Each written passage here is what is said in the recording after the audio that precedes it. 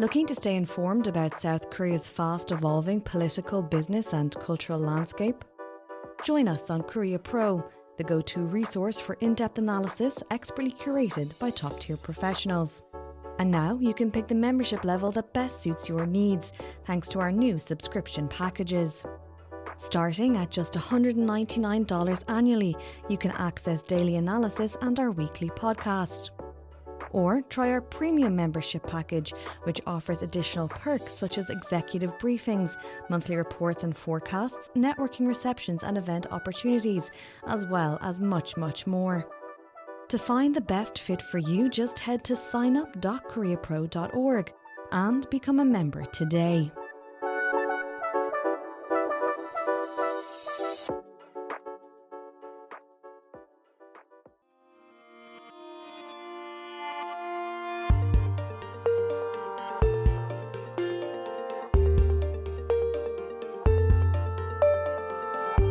Hello listeners and welcome to the NK News Podcast. I'm your host Jacco Zwetsloot and today is Tuesday the 6th of January 2026. Shreyas Reddy, welcome back on the show. Thank you for having me, Jacco. Obviously the big news over the last few days has been the US's actions in Venezuela. Why would we be talking about that on an NK News Podcast that focuses on North Korea?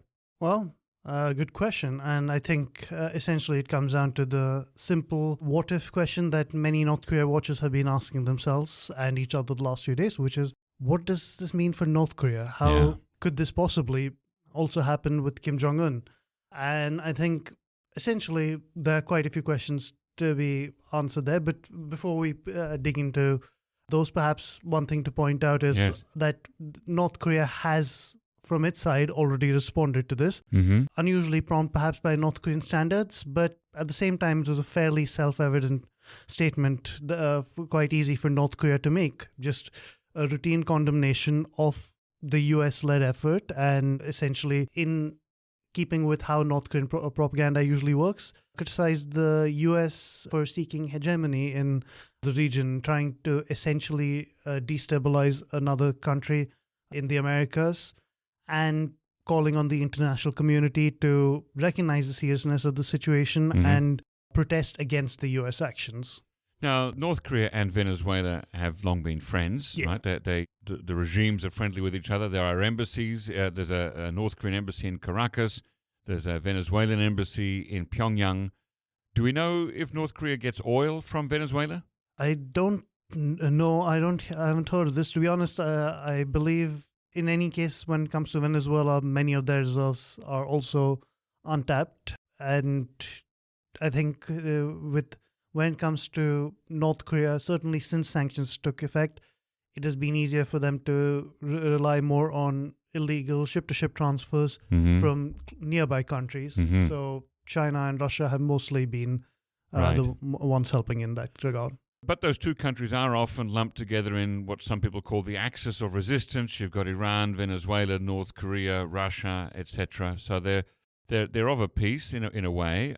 I don't know whether I've seen Kim Jong Un together with Nicolás Maduro in the past or with Chavez before him, but certainly they've said nice things about each other. Yeah, we haven't really seen them together. I think it wasn't part of Kim Jong Un's years of diplomacy before the pandemic, and Maduro, I did not travel to China for the victory parade where Kim Jong Un rubbed shoulders with plenty of others. But wait, so he did or he didn't go? He didn't. Okay.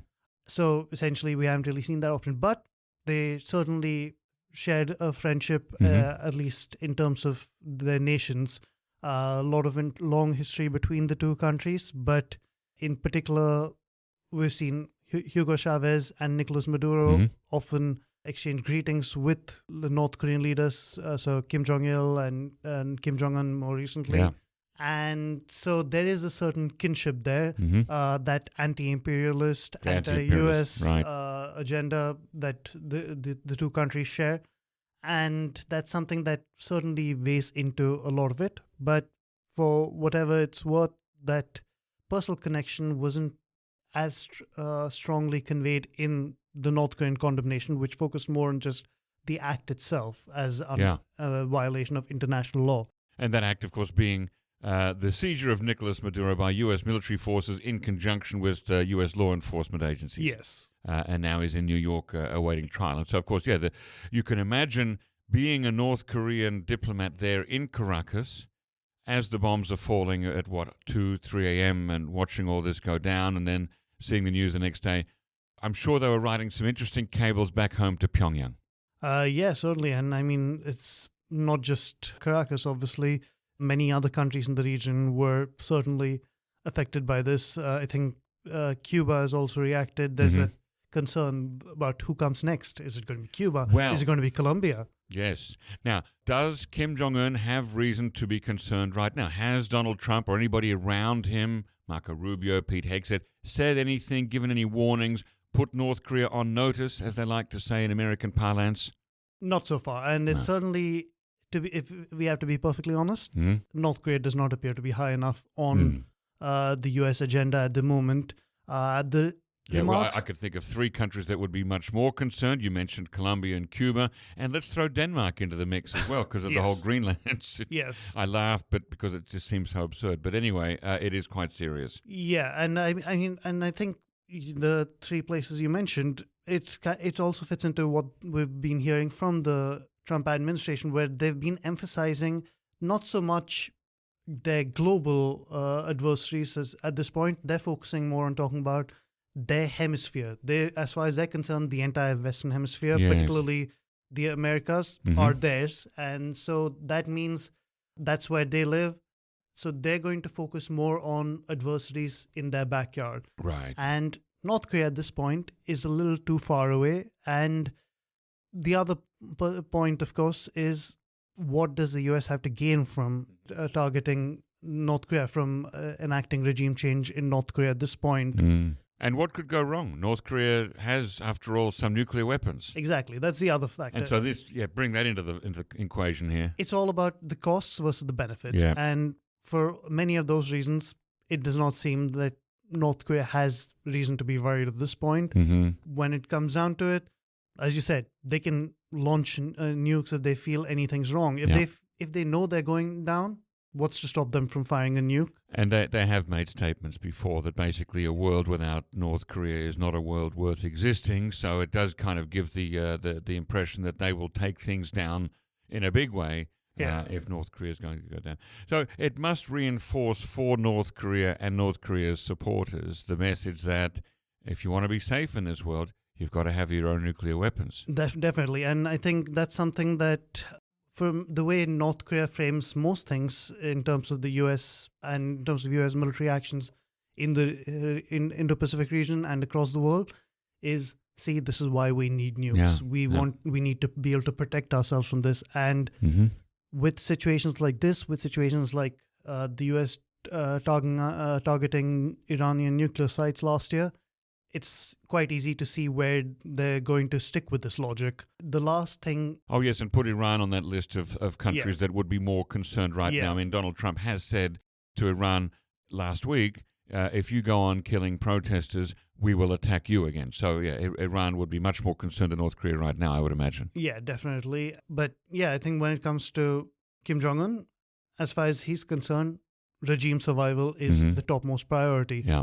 If that's out of the window, there's nothing to stop them from really using those nukes. Right now, the biggest deterrent is the fact that they're not going to use those nukes until they feel they have to. For now, it's more about keeping other people away. So who knows what it'll be like if Kim Jong Un finds himself backed into a corner with no option, no way to get out.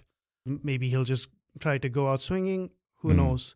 But one other aspect, of course, is just going back to it, is that question of what does the U.S. have to gain from this. With Venezuela, the Trump administration has been extremely open, unusually open, in fact, about the fact that they're looking to get oil from Venezuela. And with Greenland, there's always that talk about rare earth minerals, for example. North Korea has some too, we're told. Yes. But with North Korea, of course, there have always been debates about just how much North Korea has and whether it's worth that effort. Does North Korea have enough there that it would be worth initiative of going all the way in and taking North Korea's leadership out? Right. Also, is it in that sense? Greenland would be either a soft target or low-hanging fruit, if you will. yes? And history also shows if the U.S. enters North Korea, that's when China comes in. Yes, bad things tend to happen. Yes. So there's that. But let's say there's also that hypothetical. What if the Trump administration, what if the U.S. believes it has enough to gain from going into North Korea? Mm-hmm. How effective would it be? And I think there are also questions about the parallels to this Venezuelan operation. The nuclear deterrent is fundamentally going to be the key part because when it comes down to it, Venezuela had some pretty modern air defenses, relatively speaking, which it got from Russia, had some from China. And the US was able to mount some pretty sophisticated operations to essentially take them out of commission, keep them from being detected. Donald Trump mentioned something about the lights being switched off due to some technology that the US has at its disposal. So I imagine there's a few things there that North Koreans are looking at and trying to learn from, right? Yes, and apparently Cyber Command was quite involved as well. Of course, one thing that separates North Korea from Venezuela is it's not as connected to the internet. So if you're talking about shutting down comms and keeping them from being able to communicate, that's something that perhaps North Korea is not going to be as immediately concerned about. But at the same time, the argument can be made that what North Korea mostly relies on is a little more old school, and perhaps there are more physically convenient ways of shutting them down, radio jamming, for example. So if the US were to come in, we saw a few months ago there was a New York Times article, unconfirmed by official government sources, of course, but that in Trump's first term, they did attempt to send a team into North Korea to infiltrate, to essentially take over communication lines, try and at least, this was during the whole period of summitry, but so allegedly potentially look at how they could target Kim Jong Un in that situation in case things weren't going to plan on the diplomacy front. So that was with boats, as I recall. Yeah. Now, if they were to try to come in an aerial operation, as they did in Venezuela, if they were to do that from South Korea, from bases like, say, Osan Air Base or Kunsan Air Base, that would have to happen with the knowledge and perhaps even the cooperation of the South Korean authorities. And so that's a wrinkle, a complicating factor. If they were to come from Japan or perhaps even Guam, that's a lot more distance to cover. There's more likelihood that North Koreans might see them coming in. Yeah, I mean, I think a lot depends on how they want to handle this. I think with South Korea, for all the talk about who controls US bases here, who has the final say, I think it's going to be hard to really carry out any operations targeting North Korea without the South Korean government getting involved. And of course, let's not forget the UN command as well. It is a US-led operation, but it is a multinational initiative that is designed to prevent these sorts of incidents. Whereas when it comes to, I think Japan, they already do have a sizable base there. As you said, it is a little further away, but depending on how the US wants to handle it, maybe not an insurmountable distance. But I think all this, of course, when it comes down to it, is speculation. Sure, absolutely. Very speculative. The biggest thing is, as I think the points we already raised, it's not necessarily worth the effort for the US, especially at the moment when North Korea ranks way low on its priorities. I don't recall Donald Trump mentioning either North Korea or Kim in the last month or more. Yeah, and frankly, even when it comes to the when he does mention it, I think he still seems to harbor some hope of eventually reconnecting with Kim Jong Un. I don't think he's in that phase where he wants to really jeopardize that with a rash operation. It was only 2 months ago that he was here for APEC in Gyeongju, and was still talking about, I'd like to see Kim if possible. So, but briefly, North Korea did launch, some missiles in the last 24 hours? Yes. So North Korea pretty much did cover that. And so on Sunday morning, they launched a few missiles. Okay. And they were hypersonic missiles. And these are like the hypersonic glide things that they go up and then they come in and, okay. And this is something that they've been doing on and off for a while. And they essentially justified it as a necessary step to continue developing nuclear-capable weapons as in an effort to deter enemies, to stay ahead of enemy threats. And I think, obviously, the fact that this happened right after the Venezuela situation led to some people saying, oh, could this be a message about that? But to be honest, it was probably something that was going to happen anyway.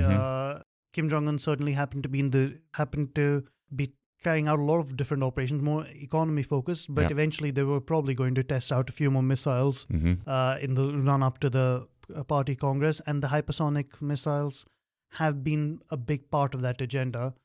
So it's more part of their consistent focus on developing these strategic weapons as a deterrent. It didn't feel like Kim Jong Un was crying out for attention, saying, here's me, look at me.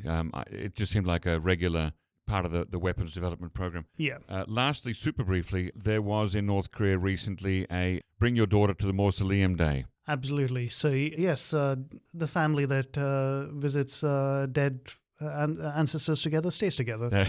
So, Kim Jong Un took his daughter and his wife to the Kumsusan Palace of the Sun, where the remains of former leaders Kim Il-sung and Kim Jong-il remain in state. And so it was the daughter's first visit to the Kumsusan. Was it? At least in terms of what has been publicly reported. She's made a lot of visits. She's accompanied her father to military events, diplomatic events, economic visits. But this was the first time she went there. And obviously that led to a lot of debate, just like all her appearances do. Right. Does this mean she's the successor? Does this mean, yeah. Were there other children there? There were not. Okay. But of course, the other thing is the way that it was presented, and bear in mind, this was with her mother as well. The way they've kind of presented her appearance alongside both her parents in recent weeks has been more about showing a happy family. A family, yeah. And bear in mind, this is someone whose name has never been given by state media so far. So most of the world refers to her as Kim Jong-il because of, well, former American basketball player Dennis Rodman and more recently the South Korean intelligence. But it's never really been confirmed. So as far as state media is concerned, she's always just been an extension of her father. Right. And in some cases, we see her perhaps playing a more official role, or at least being a step behind him, accompanying him everywhere. But on occasions like this and a few recent factory visits, it's been more about that family vibe. She's between her mother and father. There's smiling, laughing, just having fun, displays of affection. And that sends a very distinct vibe compared to the typical leader-successor relationship that former transitions have shown. Now, this does not mean she isn't the successor, but she is, as far as to the best of our knowledge, maybe about 13, 12, something like that years old. And so it could be a while before she really comes into her own as a leadership candidate. She isn't even eligible to join the ruling party for the next 5 years. Okay. That's good or to at least remember. until she turns 18. Right. If that does happen before that, for example, the upcoming party congress, that'll be a really exceptional case. And then we'll be like, okay. And that is coming up soon. We will be talking about that on a future episode of the NK News podcast. Shreyas Reddy, thank you very much for joining me today. Thank you.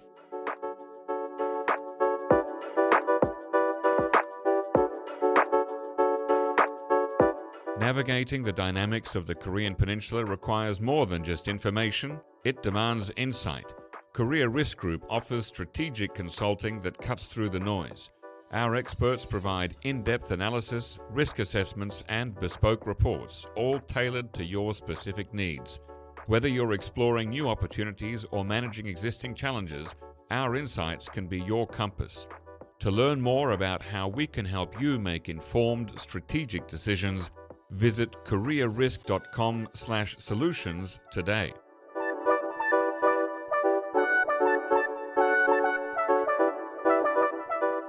Ladies and gentlemen, that brings us to the end of our podcast episode for today. Our thanks go to Brian Betts and Alana Hill for facilitating this episode, and to our post-recording producer genius Gabby Magnuson, who cuts out all the extraneous noises, awkward silences, bodily functions, and fixes the audio levels. Thank you, and listen again next time.